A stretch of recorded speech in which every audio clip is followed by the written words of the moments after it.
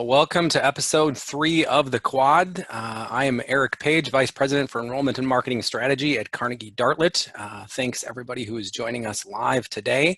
The Quad is a new live vodcast that we present on a monthly basis. Each month we welcome 4 industry leaders from across higher education to talk about relevant topics of the day. So topics change month to month. You can watch us live, and some of you are today, so thank you to those of you who are joining us live. Or you can watch after the fact on YouTube, on our website, carnegiedartlet.com/quad, or listen to the podcast version on Spotify, Google Podcasts, or SoundCloud. So lots of options there to consume the content. First 2 episodes, we focus mostly on undergraduate and marketing to prospective undergraduate students. Today, we're going to take a little different tilt on higher education and focus on graduate enrollment and marketing, because certainly plenty happening in that space as the school year is getting started and as we're all navigating the COVID-19 crisis across the country and world. So I'm very excited today to be joined by a group of thought leaders in the graduate space from across higher education. Amanda Ostreko is the Assistant Vice Provost and Director of Graduate Enrollment at the University of Kansas. Amanda, thanks for joining us. Jason Hamilton is the Assistant Vice President of Graduate and Corporate Recruiting at Lipscomb University in Nashville. Jason, good to see you. I like the bow tie. Jeremiah Nelson serves as Director of Enrollment Management for Wake Forest University's Charlotte MBA programs and is also the President of NEGAP. And then our very own Mark Cunningham is the Executive Vice President for Business Development at Carnegie Dartlet and has done a lot of work in partnering with NAGAP. He was actually the recipient of the NAGAP Visionary Award in 2019. So Mark, glad to have you on the show. Thank you all again for joining me on the Quad. I'm really excited for this conversation today. Jeremiah, I wanted to ping you real quick on the front end of this. I know and Amanda and Jason, you all are involved with NAGAP. We were talking in the lead up to the show about the conference this spring. Thinking back to March and April and when the whole coronavirus and COVID-19 thing was really becoming real for us, the NAGAP conference was kind of the first that was disrupted. Where we were, had the sense that this is really going to have an impact. Can you talk about that time and what you remember and how did the conference planning committee pivot? What was that like? Well, it was a pretty extreme couple of months for us, both on the professional front and on the NAGAP front, for sure. So many of our members, the conference, or as we now call it, the summit, are that experience is kind of the thing that culminates their year. Everybody looks forward to it. It's like a family reunion for a lot of us. And so it was really just heartbreaking. The thing that stands out to me, our members were, largely very patient, but obviously everyone was really stressed. It was a stressful time. And there was a lot of pressure to cancel too soon. And fortunately, wiser heads prevailed, and we had some very good advice from our association management company, and they had us hold back, which was really hard for us because we were getting a lot of pressure that we needed to cancel so that people could, figure out how the rest of their lives were going to continue. And if we had canceled too soon, we would have probably had to go bankrupt. That's the bottom line reality of the financial repercussions of not being able to exit a contract with kind of favorable terms. So it was pretty stressful and, devastating for a lot of us just because we weren't able to get that kind of re-energy that comes from getting together as a kind of NAGAP family. Yeah. Amanda, what about for you? I know you were planning on attending the conference. What do you remember about that time as we were kind of settling into this? And I would say it's similar to Jeremiah as well, because I'm also the chair of the professional development committee, so I'm on the board. And so once the full board was really kind of put into the bigger conversation of what they were really having to review before they could cancel the conference, it was really eye-opening to me, all of the various aspects that they had to consider before they could really make that call. And I also was getting, some inquiries from other members kind of asking, why haven't we made a decision sooner? And so once I was kind of brought into that fold of, all the different aspects they had to look at, it was really helpful for me to be able to better articulate what NAGAP was doing at that moment. And I can say, I mean, yeah, as someone who also really enjoys the conference, it was disappointing not to be able to be there in person. But then pretty soon after that happened, in my role with the Professional Development Committee, we immediately started planning for the Summer Institute, and knowing it would likely go virtual, how we would do that. And so that was exciting, I mean, overwhelming, but also really exciting to be planning a virtual conference for the first time ever. So, you know, now that we've done one, I'm excited to do another pretty soon here, which I can plug later. But yeah, it was, yeah, both exciting as well as, you know, stressful, but it's, I think, all worked out pretty well overall. Yeah, it's been really interesting to watch and be a part of the evolution of that over the past several months. What seemed so foreign, you know, in April and May is all of a sudden feeling pretty normal. I stole a little bit of the first topic there, just done in the intro, but we've got 4 topics for today that we're going to cover in sort of rapid order. The first being professional organization leadership and support through the COVID-19 crisis. Obviously, higher education is a space that has a lot of these professional organizations, and I think each of them has played an important role in helping us and our campus partners through this time. So we're going to talk a little bit about that, specifically NAGAP and some other graduate-focused organizations. Topic 2 is going to be recruiting and connecting with prospective graduate students in a virtual setting. Obviously, we've had to go there a lot over the past 6-7 months. Topic 3 will be online versus on ground, and what this time is going to mean in this recruitment cycle and this educational cycle is going to mean for the future of graduate education. And then topic 4, the campus. I'm always really interested to talk about the campus cultures and environments that we all work within, because I think campuses by nature, whether they're small, medium, or large, are sort of siloed environments, but instances and circumstances like this really have a way of bringing folks together where they come up with better solutions. So I'm curious to hear how you've integrated with and cooperated and collaborated with folks from other corners of campus in topic 4. So let's get started. Topic 1, we'll jump back and talk a little bit more about NAGAP and the Council of Graduate Schools.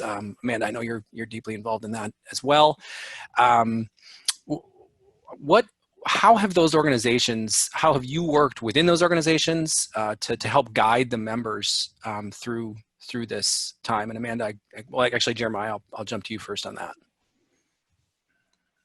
Sure. So we are fortunate in a lot of ways because one of the greatest benefits of NAGAP membership is being part of a larger community. A lot of us, the only time we ever get to connect with folks that know what we do on a regular basis is when we're talking to other members. And I've just been blown away by the way that our community has taken care of each other, has been so generous in sharing what they've learned, what they've seen, what they've tried, and giving other folks ideas on how they might be able to kind of navigate and react to the circumstances as they've gone forward.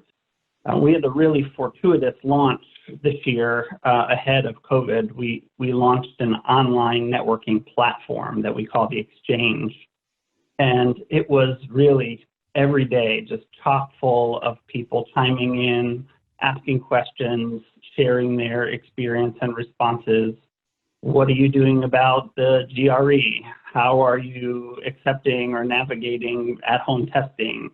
What are you doing for recruiting? How are you going to do an online orientation? All these different factors that some folks had some experience with already, and others, this was the first time they'd ever seen it before. And it has just been really extraordinary to see kind of the community rally together.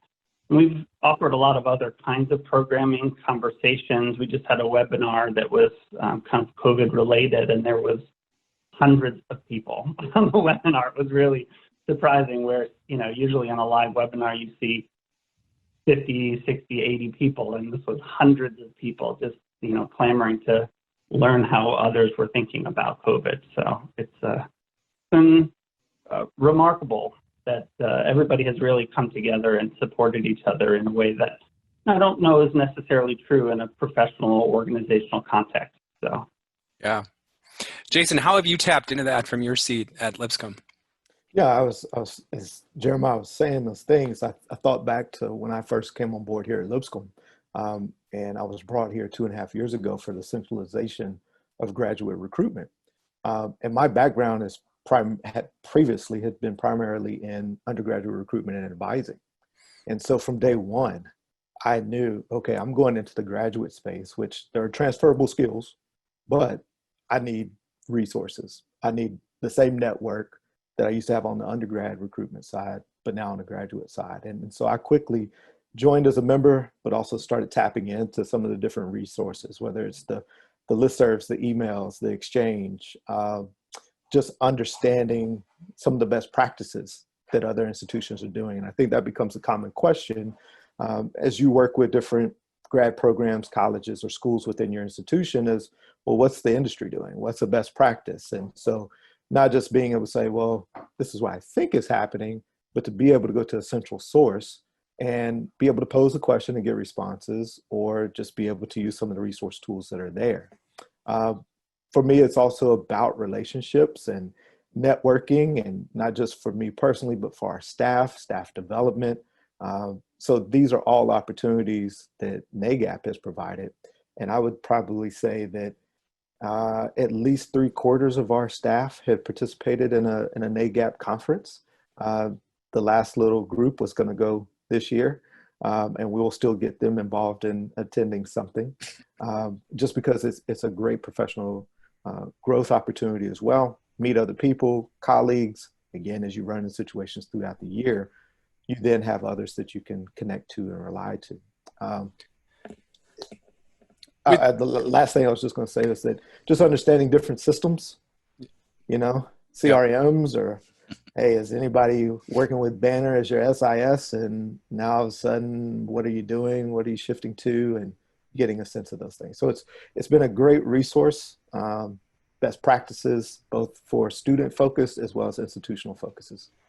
With the need to pivot so quickly this spring and summer, and really the need to kind of tap in and know what others are doing and how they're communicating with students, how they're shifting programs, how do you think the professional organizations, or how have the professional organizations you're involved with sort of maybe changed their view of their role for the industry, or have they at all? And Amanda, I'll kick to you because I know you're involved with NAGAP and the Council of Graduate Schools.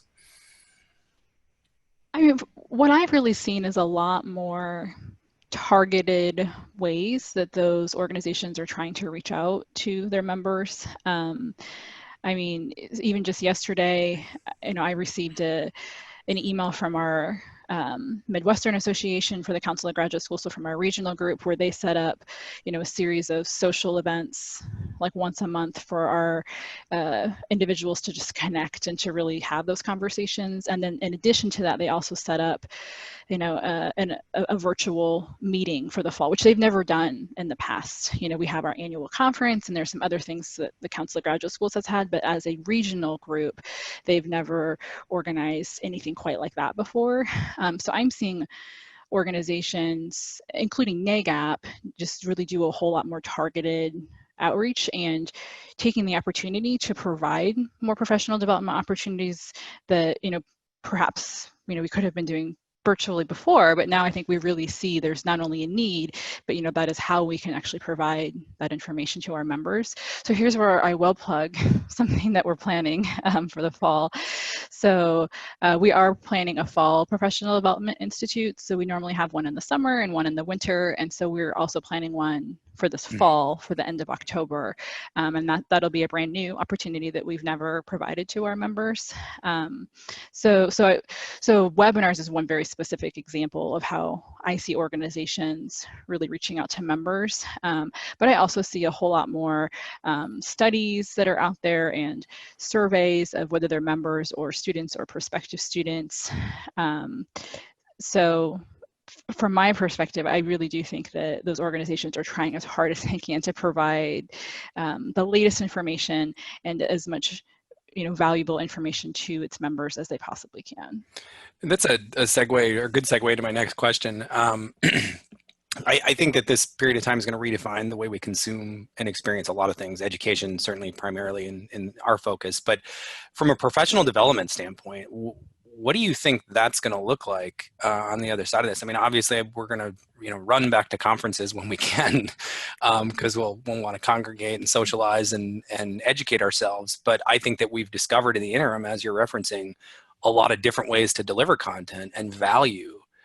So, for the group, whoever wants to chime in, what do you think that looks like on the other side of this? I mean, one thing we've talked a lot about is more virtual, more hybrid opportunities. We get a lot of feedback from members that when they're not able to attend conference, it's because of budget reasons. And if we could offer a less expensive, maybe somewhat less access or delayed access version so that people could, get the content information that they need without the travel expenses, there's an appetite for that. So we've tried to adapt, and we've been talking about it for a while, but it's become, very obvious that that's going to be something that in the near future is going to add some value. And that, there was always a question, are people going to sign up for a virtual conference if the option is to go live?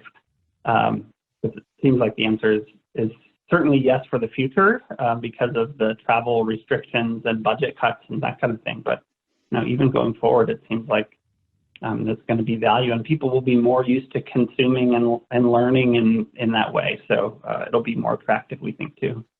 Mark, you were going to say something? Yeah, I feel like we're seeing, both in terms of the organizations and how they're delivering content and innovating in terms of the different ways that they're doing it. It's also similar to what you see on campuses too. There's elements of how they're providing this information and these settings and these experiences that some are almost asking, like, why weren't we doing some of this before? Because it is providing a different type of platform, a different type of opportunity for some of those that might not have been able to engage in the same ways they are now with what we're offering that they were before. So when we see virtual open house or the virtual summer PDI, or even with some of the webinars that we've run or whatever, Jeremiah, as you're mentioning the recent NAGAP one, we're seeing much higher levels of just quantity of people engaging with those than if it had been in-person setting. So there are some lessons being learned in that sense. But what I've been so impressed with when I watch an organization like NAGAP is a couple of things that you keep in mind is virtually all the people that are running everything for these different NAGAP conferences, the association, the value and content for the members have normal jobs, right? This is a lot of additional area of focus for them. And so for them to come together and still be able to focus the attention and provide this value, and also bring some of the things that they're seeing and learning on their own campuses, technologies that are working well for a virtual setting, whatever it might be, has just been really, really impressive. So, yeah, I think there's a lot changing and developing as new in terms of way of delivering content that are just going to be indefinite, longer term, lessons learned and implementations of things. That's a great point, Mark, about people serving roles in these organizations who are still trying to do their jobs on campus. I'm always curious, Jeremiah, when somebody reaches the point of being president in one of these organizations, how they got there. How'd you get involved with NAGAP? What was sort of your driving motivation in that? And did you know what you were taking on when you took on the president's role? Thanks. Yeah, I definitely knew what I was getting into. I've been on the board for 3 terms prior, twice as treasurer and once as vice president. So this will be a 10-year run from end to end after 2 years as past president once my president term is over. So it's been great. The thing that got me involved really is the people. I felt compelled to give back to an organization that has just, made my job more effective, made me a better professional, and given me a network that I can count on, as often as I need them and I raise my hand, people are there to step in and support me. And so that's what kind of got me involved in the first place. And it's what continues to kind of drive my interest in expanding those opportunities for graduate education professionals going forward, as a leader. Nice. All right, well, we're going to move on to topic 2, recruiting and connecting with prospective graduate students in a virtual setting. Obviously, things had to shift virtual in a hurry this spring and have continued over the summer and moving into this recruitment cycle. Curious, and I'll start with you, Jason. What was the kind of the first drastic or early pivots you had to make real time in this? How did you change your operations, the way you were communicating with prospective students, and what were some maybe early successes you had and some maybe instances of stubbing your toe? Well, I think for us, the CRM that we're able to use is all web-based. For us, the moment that we got word that, hey, we need to leave campus, we were able to continue our operations. And that's all the way from data entry or processing of applications to our application reading format that goes back to the colleges and schools. For us, it was logistically just going in and changing all our event setups that were set up for an on-campus, in-person info session to then shift it to a video format, to a virtual format, and to make sure that our email notifications, our updates that this is now virtual, all those things were in place. And then we also had the structure of, okay, how is this video incorporating kind of also back into our CRM? How are we able to see who's coming, who's not, different things like that that most people are involved in. So for us, it was truly getting that set up in a virtual way. Our staff was phenomenal because they flipped the switch, and kind of like what Mark and others were sharing, we started seeing an increase in our registrations because we found that more and more people were at home or working remotely. It was easier for them to participate in, and we kept things moving throughout all of our programs. And so that was great to see. But again, just also making sure that not only our unit, but also the units that we closely work with back in the colleges, that they were okay and that they were comfortable. And so we had spent months in advance making sure that that process was smooth and it was still seamless. So for us, we were still able to make reviews, make decisions, communicate. We found that a lot of Zoom, Google Meet, whatever it was that students needed at that time, and how to best answer their questions. So we're still making phone calls. Sometimes people prefer text messages. It just depends.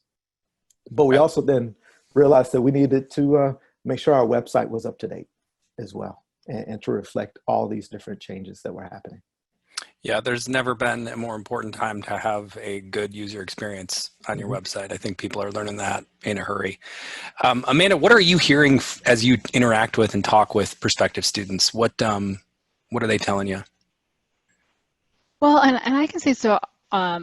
Our role in our central graduate office, we absolutely do talk to some prospective students and certainly applicants, but it's primarily our departments and our schools that have more of that direct communication. And so, you know, one of the things that we really looked to do more than we ever had in the past was to provide more direct communications centrally to our prospective students and to our applicants, just so that they knew what was going on. Even if we didn't have, you know, the most detailed update to share, just to continue to connect with them, to know, so that they knew what the institution was thinking at that point and what plans were. You know, centrally, another one of the things that we did that, again, we could have been doing previously, and I know we'll continue to do now, is, you know, we quickly put together a survey. We call it "Tell Us What You're Thinking," which was pretty descriptive of what it was. You know, tell us what you're thinking about your enrollment at the institution right now. Do you need more information? Are you definitely coming? Are you definitely not coming at this point? So from our office, really, we tried to do as much as we could to provide resources and support to our programs, including we immediately instigated a weekly update email, which again, we could have been doing previously, but we didn't because we had other ways that we were communicating with them more often previously. And we weren't necessarily communicating as directly with those prospective students. But we used data like from, you know, the survey that Mark had presented, you know, at NEGAP, that really talked about applicants and prospective students just wanting to hear from their institution. Yeah, Mark, can you highlight a couple things that we heard? I know we've done surveys of all audiences, from prospective, you know, undergraduate students to current students to graduate students, and As Amanda said, Mark presented on that earlier this summer. If you want to highlight some things we're hearing from students there, that'd be great. Yeah, so just to set the stage a little bit, so we have access to an enormous population of prospective graduate students that we are able to survey and reach out to, and I always refer to kind of in their own words, and get some of the response to what they're thinking, experiencing, what is important for so many of us in our seats to be tuned into. And so we surveyed them actually in April the first time, and so that was obviously very early in the experience of this and reactions to this from a prospective student standpoint. And then we surveyed them again in July, actually, and part of that was in preparation for the presentation that I gave for the summer institute that Amanda was referring to with NAGAP.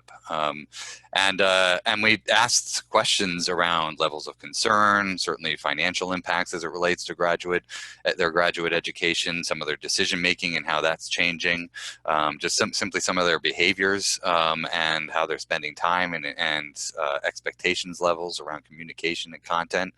So all of the above was represented in so many of the questions and answers that we were able to get. I will say this, concern obviously is high, but it's also one of those things where, what you ask today might be a different answer tomorrow, just in terms of how this is changing so much day to day. What you plan for today might be changing tomorrow in terms of on campus versus online versus virtual event versus not virtual event, all that type of stuff. And again, there were a lot of questions around that, but we did see overall concern about COVID as it relates to their graduate education dip a little bit from April to July. I think that was a result of just some of that visceral reaction type world we were in April.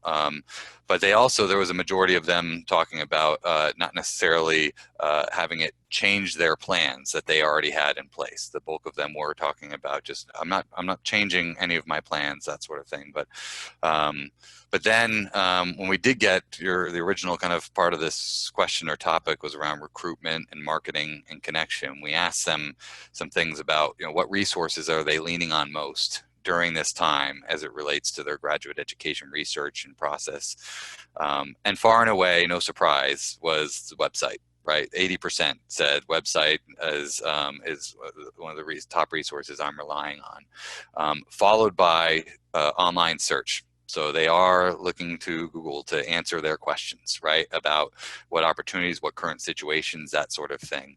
And then it was followed by social media channels. So they are, looking for both in terms of some of their connections as well as how institutions are presenting themselves and communicating things, different social media settings as well. And then that was followed by probably a combination, as you can imagine, of different virtual settings, virtual information sessions, webinars, that sort of stuff. But so from a kind of recruitment and marketing standpoint, Jason, as you were describing just about getting your website in order, that's where we've seen so much emphasis over these past several months, both from a outward marketing standpoint, but also from a website standpoint. First phase, as Jason was describing, was just schools reacting and fixing, if you will, their messaging, their paths where someone was clicking through an email or clicking on an ad or finding you in search and clicking on those results. Where was that taking you, and was it content for today? Like that, those types of fixes were immediate. Right, and then what we saw was, or what we have seen, is schools making sure that their recruitment, marketing, and communication is reflective of the changes that they're making. So again, as Jason was describing, virtual settings, anything shifting to online, just simply helpful and valuable content about how the institution is responding, that sort of stuff. But the other big piece is their behaviors have changed a lot. The prospective students' behaviors have changed a lot over the past several months. We did ask them, are you spending more time online? And 84% said, yes, I'm spending significantly more on time. 64% described themselves as saying they're spending 3+ hours more a day than they were online. And that represents an enormous situation and, dare I say, opportunity for adapting your communication. with them as they are whether it's the fact that they're consuming so much more video, whether it's that their expectations are rising about what they can find on your website because they can't connect with you in person. They are relying on your website to play more of the role that they aren't able to experience as much with in person. So we've seen a lot of schools really adapt the content on the website, the user experience that they have on their website, how they're appearing in search and incorporating keywords and things like that to ensure that they're appearing in search with the answers that are relevant to today. And all of that's really speaking to just what we saw in the survey. I think you used the word reacting, and a lot of it was reactive in the spring to look at filling these 2020 cohorts. But now schools have had a longer runway to sort of plan and anticipate things for fall, and the conversations have shifted. So as you all on campus are looking to approach the fall, obviously things are going to be virtual. But what have you had to change, I mean, in your marketing and your messaging and the way you're reaching out to promote these virtual things that's different than tradition? Jeremiah, I'll go to you. We actually, I think the proactive communication aspect and just being more cognizant of that is probably the thing that has changed the most. A lot of it was reactive in the past, in that, we were always available when students were looking for information, as opposed to, really proactively pushing out information, addressing kind of questions that are anticipated. We were fortunate in a lot of ways. I'm an on-the-ground enrollment manager. I have a cohort of MBA students that I need to fill twice a year. And everything stopped in March. I had like a trickle of interest in my programs for March, for April, for part of May. But fortunately, our leadership team did not, as sometimes happens, people start cutting budgets and start kind of anticipating for the future. But the one thing that was never cut was our marketing and recruitment budget. We were really kind of invested in making sure that we pulled every lever to make sure that when people were ready, that we were ready for them. And it did flip. In June and July, people that were on the sidelines suddenly woke up and were like, oh, I want to start this fall. So we continued doing all the things that we've been doing before, but just offering more in a virtual format, which is really hard for a program. Our in-person MBA is part of the value proposition is the in-person experience. So most of our events were face-to-face. And so, offering as much face-to-face virtual as we can has been a good strategy for us. All right, well, we're going to jump into topic 3, and you sort of good segue into that, mentioning the on-ground versus online. What is COVID-19 going to mean for the future of the platform of graduate education in that mix? I think many grad programs were positioned better than others with a strong presence in the online space, and others had to shift drastically. So what do we think this is going to mean for the future of graduate education? Amanda, I'll go to you first. I think it's going to really make institutions focus on, what their core graduate programs are and those programs that they need, really to produce research versus those programs that are professional programs that may be more adaptive to an online type of format. There certainly also could be some research programs that are able to have that research format, but I do think it'll really make them think about what are those programs that really are just better delivered in person, whether it's because they physically need to be in the lab to do something, or they physically need to be at this library to be looking at these archives.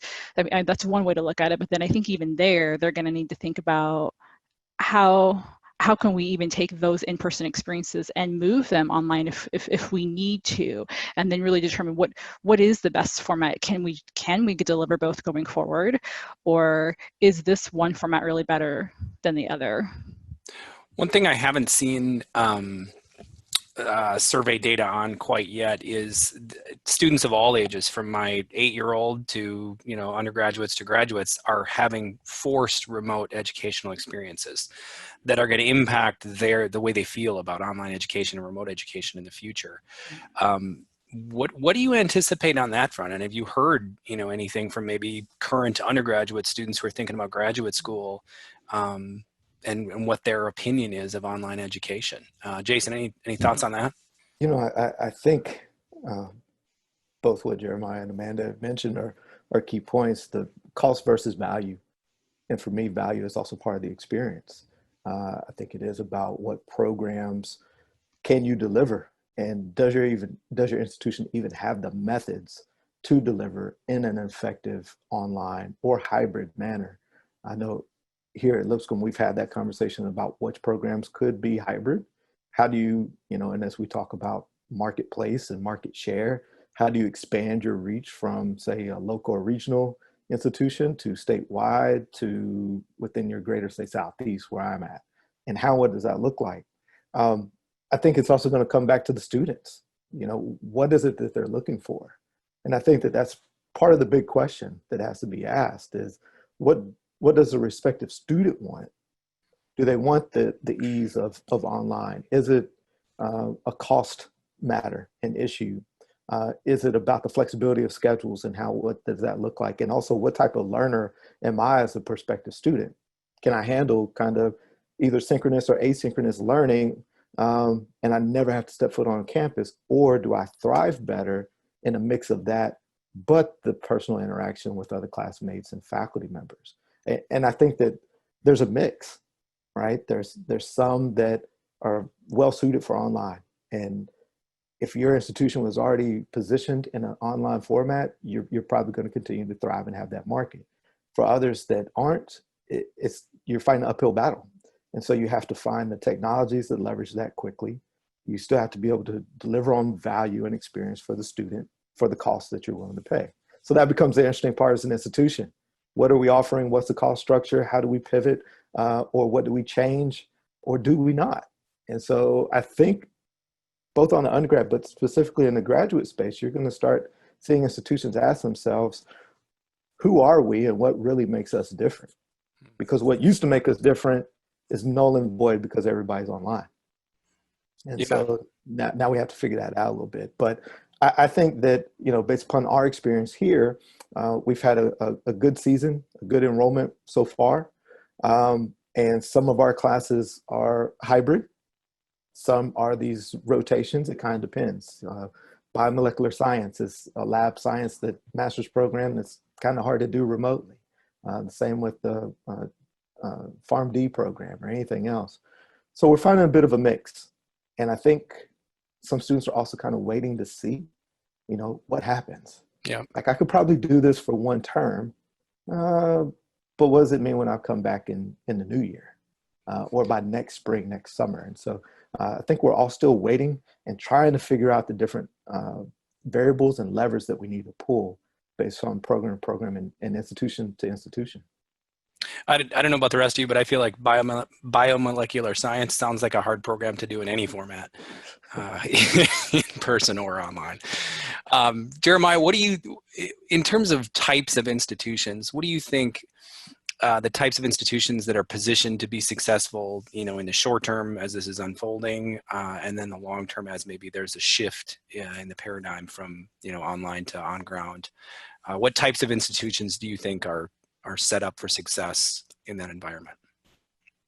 Yeah, I think part of the kind of secret sauce is really listening to your students and really being responsive to what they're looking for. I think there is something to, as Jason said, being consistent with your brand and really knowing who you are and what you do better than anybody else. I think there is a challenge that we kind of collectively in graduate education are going to need to address, kind of as you referenced in your previous question about everybody has experienced something that's what I call virtual, and educating students about what it means to pursue an online degree versus what they experienced as a virtual student. Your experience in a class that was, quickly put online, and the faculty members doing the very best they can to deliver what they would have done in class in a virtual environment is very different than the, months-long process of developing an instructionally designed, carefully edited online experience. And, being able to articulate what those differences are and where the value is, I think is kind of where our next challenge might be. The other thing that I think is maybe worth noting is how extraordinary it has been to watch faculty who were previously never teaching in a virtual or online environment discover and explore and employ all of these new approaches, and really finding that a lot of them are going to carry forward and be used in their face-to-face class experience. I mean, if you've delivered the best lecture you've ever given on a topic and it's edited to perfection, why wouldn't you put that on your learning management platform and then just supplement it with discussion afterwards? You don't need to give that lecture again. Students can digest it on their own time. So there's just a lot of kind of tools and resources that faculty have discovered along the way that have really, I think, are going to add value and have opened their minds to the possibilities of using more technology in even on ground classes. Yeah. All right, well, we're going to jump forward to topic 4, campus integration and collaboration while navigating this crisis. I've had the pleasure of working in my higher education career at a small private institution, Augustana College, and a large public, the University of Iowa. Was obviously unique challenges at both places, but one thing that was consistent is that small college, large public institution, siloed in their own special ways, which I'm sure you can all relate to. I'm curious on your campuses how this the circumstances of the past 6 months have maybe had you working with people that you don't typically work with, whether that's interfacing with undergraduate or central marketing or administration or faculty, as you mentioned, Jeremiah. What does that look like? And where have you built bridges that you'll continue to go back to in the future? And maybe where have you met some challenges that you've overcome along the way? Amanda, I'll jump to you first. Well, it's an interesting question for me in particular because our office, before everything hit in March, had also been fairly recently reorganized into enrollment management. And so previously the graduate admissions office had been part of graduate studies, and we had already started the process to integrate into enrollment management, where we were going to be working with a broader group of units and individuals to begin with. And so what I really saw from that perspective was kind of an acceleration of working with those units. So units like our central marketing communications office that we hadn't worked a whole lot with in graduate studies, we all of a sudden were working with on a pretty regular basis on these communications that I mentioned earlier. Yep. So it was really exciting for, I think, my unit in particular, that we were able to more quickly kind of implement some of these areas, not in all of them, but in some of them that we had been looking to partner with a whole lot more anyway. The other thing I guess I would say, being at a large public institution that is highly decentralized, especially when it comes to graduate education, is what I've seen that I think has been really cool is all the individuals that I interact with across the institution seem to really understand their role in trying to support students and to get students enrolled. A number of people clearly understood that as their role to begin with, but I would say over the past 5-6 months now almost, that effort to really do everything that they can, whether they're the person providing that data in the institutional research office or whether they're in our international affairs office or in a particular program, that everyone just seems so committed to doing that, and that they seem to really appreciate everyone else's efforts to support them. Mark, how about from where you sit and working with schools across the country in the graduate space? I know in a lot of my conversation, I've felt that sort of collaborative nature of things coming together on campus through this time, and people pulling together to identify solutions. What are you hearing? What are you talking with clients about? Yeah, I think the word is collaboration and also lessons learned. Everyone is learning new lessons, best practices, every day in different areas of campus about how they're approaching this, about how they're interacting or responding to students, about how they might be implementing something from a marketing or recruitment standpoint.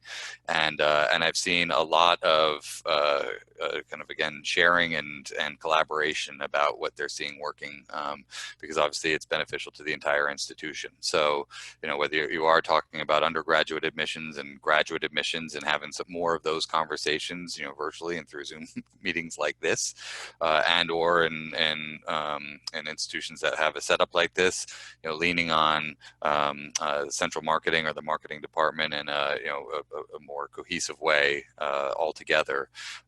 You know, that's one thing that we have seen is, you know, the marketing engines for a lot of these institutions are needing to do some overarching type efforts where that have removed some of, or at least blurred some of the silo lines, if you will.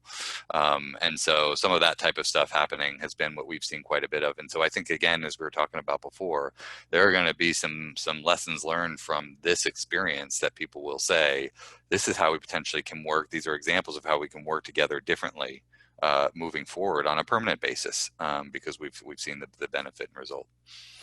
I think this time is going to obviously change us all individually. It's going to give us a life experience that's, you know, common to those around us, but certainly a unique life experience. Jason, you were talking in the pre-show about your, you know, preschooler and kindergartner and high school freshman, and the fact that you might have a teacher certification on the way.